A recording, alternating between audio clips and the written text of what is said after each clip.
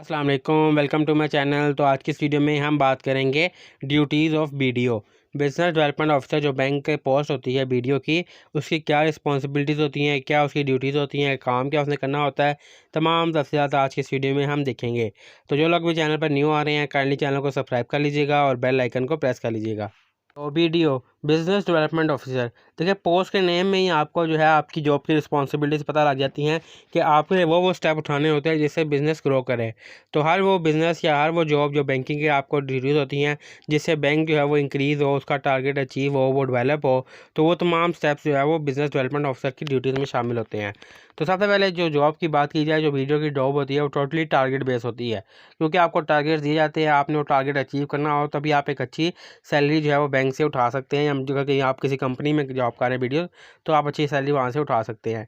लेकिन first target आपका ये होता है कि आपने जो है अपना टारगेट कंप्लीट करना है। आप जो है आपकी सैलरी टोटली बेस होती है टारगेट पे।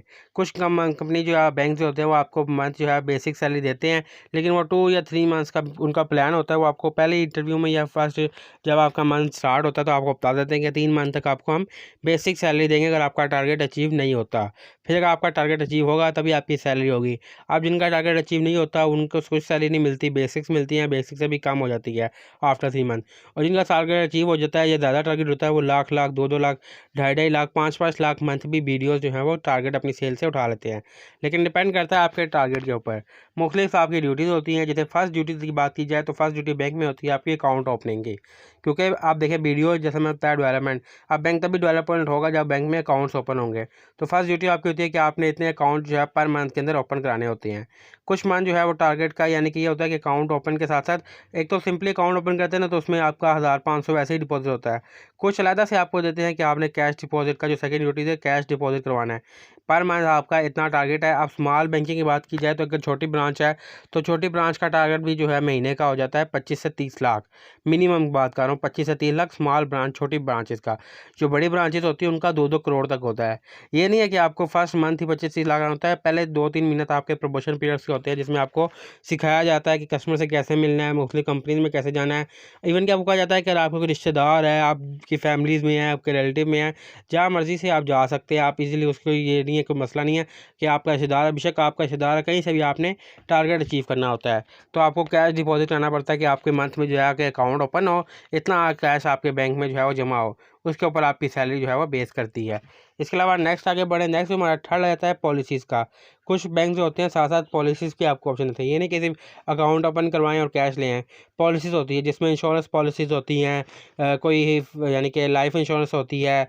इस तरह मुख्तलिफ पॉलिसीज़ होती हैं कि आप पॉलिसी ले लें, इसमें आपको ये बेनिफिट्स मिलेंगे। बच्चों के लिए जैसे स्टडी प्लान्स होते हैं, हाउसिंग लोन वगैरह होते हैं, तमाम ऐसी पॉलिसीज़ वगैरह होती हैं, वो आपको बेचनी पड़ती है। मुख्तलिफ बैंक जो है वो इसकी प्रोवाइड करते हैं। फोर्थ जो मेन ड्यूटी होती है वो होती है प्रोडक्ट सेल। अब बैंकिंग में लोग समझते हैं कि यार प्रोडक्ट क्या होगी। बैंक के मुख्तलिफ प्रोडक्ट होते हैं, हाउसिंग जैसे प्रोजेक्ट्स होते हैं। आप ये घर खरीद लें, इतने लोन पर आपको मिलेगा, इतना पर मंथ आपको जो है उसका लोन देना होगा। या कुछ कंपनी होती हैं वो गाड़ियाँ सेल करती हैं, बाइक निकालती हैं। आजकल जो है वो ये जो सोलर प्लेट्स वगैरह काफ़ी चल रही हैं, तो उनके प्लान्स वगैरह होते हैं। इतनी सोलर प्लेट्स आपको इस पैकेज के ऊपर ऐसे ही मिलेगी, तो आपको पर मंथ जो है वो उसका इंटरेस्ट देना होगा। गाड़ी की जो पॉलिसी होती है यानी कि उसमें जो है काफ़ी ज़्यादा इंटरेस्ट आपको मिलता है।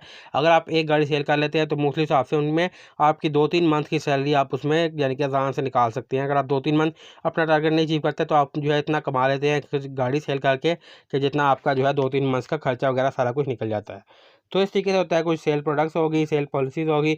आपने पॉलिसी सेल्स कर ली, कोई प्रोडक्ट सेल कर ली, तो आपका टारगेट जो है वो अचीव हो गया।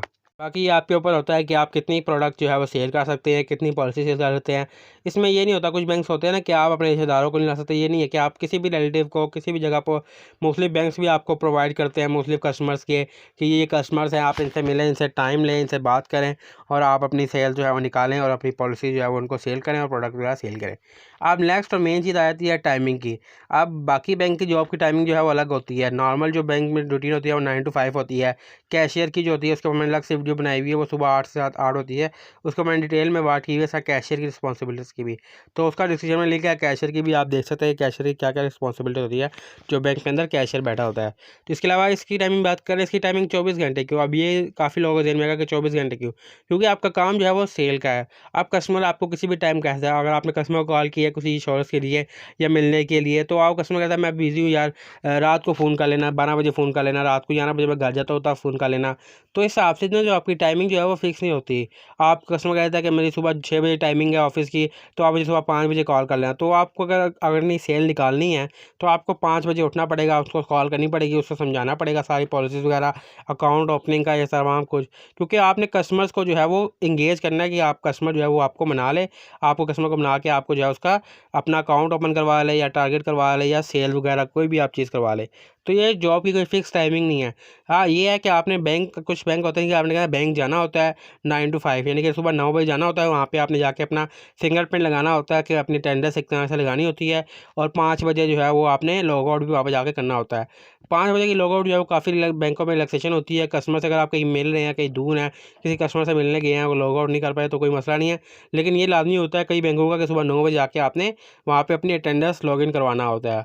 उसके बाद आप बैंक के अंदर बैठ के भी काम कर सकते हैं। अगर कॉल पे वगैरह बात करनी है, आपने कस्टमर से मिलने जाना है, तो आप जाके मिल भी सकते हैं। मुख्तलिफ बैंक की जो है ना अलग-अलग पॉलिसीज़ होती हैं। कुछ बैंक्स अलाउ कर देते हैं कि आप सुबह 9 बजे ना आए, अटेंडेंस ना लगवाएँ, लेकिन ज़्यादातर जो है वो अलाउ करते हैं ताकि आप उठें सुबह, ताकि बैंक को पता हो कि आप उठकर आ रहे हैं, आप काम कर रहे हैं। कुछ ज़्यादातर बैंक इसलिए जो है बुलाते हैं कि आप आएँ, अटेंडेंस लगाएँ, उसके बाद आप चले जाएँ। जिस कस्टमर से मिलना है, अकाउंट ओपनिंग करवानी है या जो भी आपने करवाना है, मुख्तलिफ कस्टमर से आपने मिलकर डील करना होता है। तो यही थी आज की वीडियो। फिर भी अगर आगे किसी कोई सवाल हो, कोई चीज़ ना समझ आई हो, तो मुझसे पूछ सकते हैं, कमेंट कर सकते हैं, क्योंकि ये मैं इन्फॉर्मेशन एक वीडियो से लेके ही आपके साथ शेयर कर रहा हूँ। मुझे काफ़ी टाइम से सवाल आ रहा था कि वीडियो के ऊपर वीडियो बनाए, लेकिन मेरे पास एग्जैक्ट इन्फॉर्मेशन नहीं आ रही थी ताकि मैं उसके ऊपर डिटेल में बता सकूँ, बयान कर सकूँ। तो उम्मीद करता हूँ आपको तमाम डिटेल समझ आ गई कि क्या रिस्पॉन्सिबिलिटीज़ होती हैं, क्या ड्यूटीज़ होती हैं। टारगेट का भी मैंने थोड़ा बहुत आपको आइडिया दे दिया है। बाकी अब ज़ाहिर-सी बात है, अब हर बैंक की, हर ब्रांच का टारगेट डिफरेंस होता है। अब मैं आपको कह दूँ कि 50 लाख टारगेट है, तो आप जाके कहें नहीं जी यहाँ पे 15 लाख है, 20 लाख है। अब स्मॉल बैंक है ना, उसकी स्मॉल ब्रांच का टारगेट कब से कम होगा। अब बड़ी है, अब मिसाल के तौर पे मिज़ान बैंक जो है ना वो टॉप का बैंक है, उसके हिसाब से छोटी ब्रांच का टारगेट भी 2-3 करोड़ पे है। तो ये हिसाब से टारगेट्स होते हैं जो आपको अटेंड करने होते हैं। अगर आप कर सकते हैं, ये आपको ये नहीं है कि आपको बाद में बताया जाता है, पहले आपको थोड़ा बहुत बता दिया जाता है, गाइड कर दिया जाता है कि अगर आप ये कर सकें। और ये जॉब मिलना कोई मुश्किल नहीं है। मुख्तलिफ जॉब बैंक जो है हर मंथ, अब अलाइड बैंक की बात की जाए तो अलाइड बैंक हर मंथ जो है वो काफ़ी बीडीओज़ को यानी कि हायर करता है, यानी कि हज़ारों की तादाद में हायर करता है। वो अगले मंथ जो है वो नहीं पूरा कर पाते टारगेट, उनको निकाल दिया जाता है, फिर नेक्स्ट मंथ फिर हायर किया जाता है। तो इस तरीके से जो है इनकी हायरिंग और प्रोसेस जो है स्टार्ट रहता है। वही शख्स जो टारगेट कर सकता है वो इस जॉब को जो है लेके चल सकता है। अदरवाइज़ जो है आपको जो है 2-3 मंथ की बेसिक मिलने के बाद आप यहाँ से ईज़िली लोग जो है वो छोड़ जाते हैं।